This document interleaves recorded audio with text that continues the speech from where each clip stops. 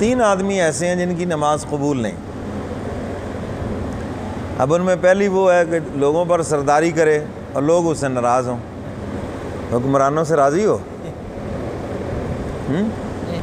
اور ایسے امام کی امامت بھی پسند نہیں ہے جس سے اس کے مقتدی راضی نہ ہوں۔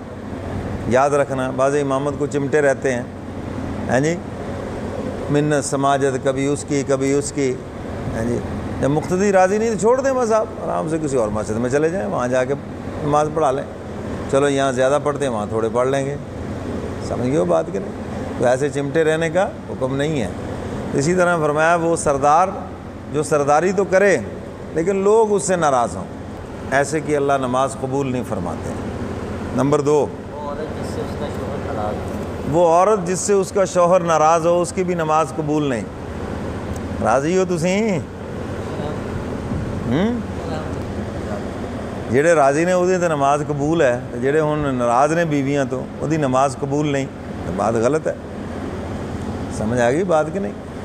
تو بہرحال انہوں نے دسو مسئلہ ہے بھی حدیث مبارکہ دے اندر یہ چیز بیان ہوئی ہے کہ جس خاتون تو وہ شوہر راضی نہ ہوئے وہ اللہ میاں نماز قبول نہیں کر دیں۔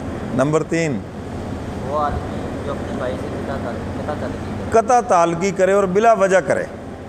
بعض لوگوں سے قطع تعلقی کرنا ضروری ہوتا ہے، آپ کے گھر میں فساد ڈالتے ہیں، آپ کی زندگی میں مشکلات کھڑی کرتے ہیں، سمجھ آئی کہ نہیں؟ میاں بیوی میں جدائی کرانے کی کوشش کرتے ہیں، بھائیوں کو لڑاتے ہیں۔ ایسے لوگوں سے صرف سلام دعا کا تعلق رکھیں، بس السلام علیکم، کیا حال ہے جی، ٹھیک ہو، وعلیکم السلام، بس اس سے آگے نہیں۔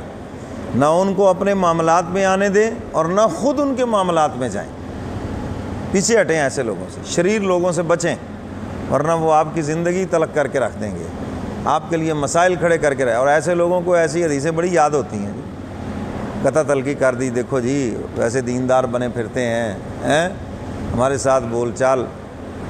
مومن جو ہے وہ ایک سوراخ سے 2 مرتبہ نہیں ڈسا جاتا ہے، ایک ہی مرتبہ ڈسا جاتا ہے، اور جو دوبارہ پھر اسی سوراخ سے ڈسا جائے تو اس کے ایمان میں بھی فرق ہے۔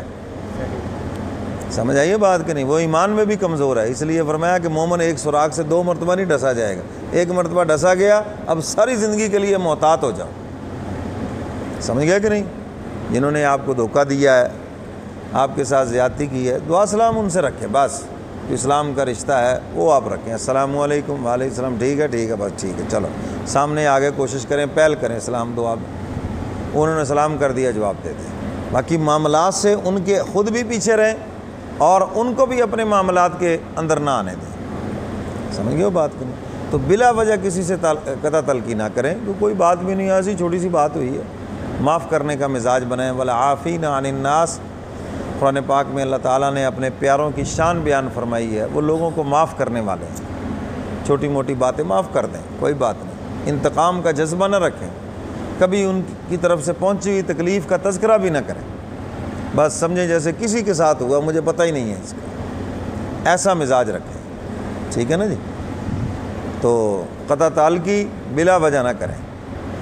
دیکھو نا، آپ علیہ الصلاۃ والسلام کا دل دکھا، حضرت واشی آئے، توبہ کی، اسلام قبول کیا، سب کچھ ہے، مگر حضور نے کیا شرط لگائی کہ زندگی بھر کبھی سامنے نہ آنا، زندگی بھر۔ اور پھر وہ زندگی بھر کبھی نہیں آئے، جب بھی آتے تھے حضور کی مجلس میں منہ چھپا کر پیچھے کہیں چھپ کے بیٹھتے تھے کہ میں آواز سن لوں۔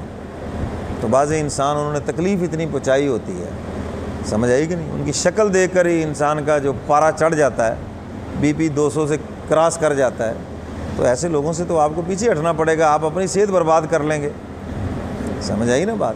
بس ان سے سلام دعا رکھیں، بجائے اس کے کہ وہ روزانہ آپ کے گھر آ کے بیٹھے ہوں اور آپ کے درمیان، آپ کے بچوں کے درمیان لڑائی کروا جائیں، ہیں جی، آپ کے درمیان نفرت پھیلا جائیں۔ بعض ایسے فنکار ہوتے ہیں اولاد کو باپ کا مخالف کر دیتے ہیں، ایسے فنکار ہوتے ہیں، بیوی کو شوہر کا نافرمان کر دیتے ہیں، تو ایسے لوگوں سے قطع تلقی کرنا ضروری ہے، سمجھ گیا کہ نہیں؟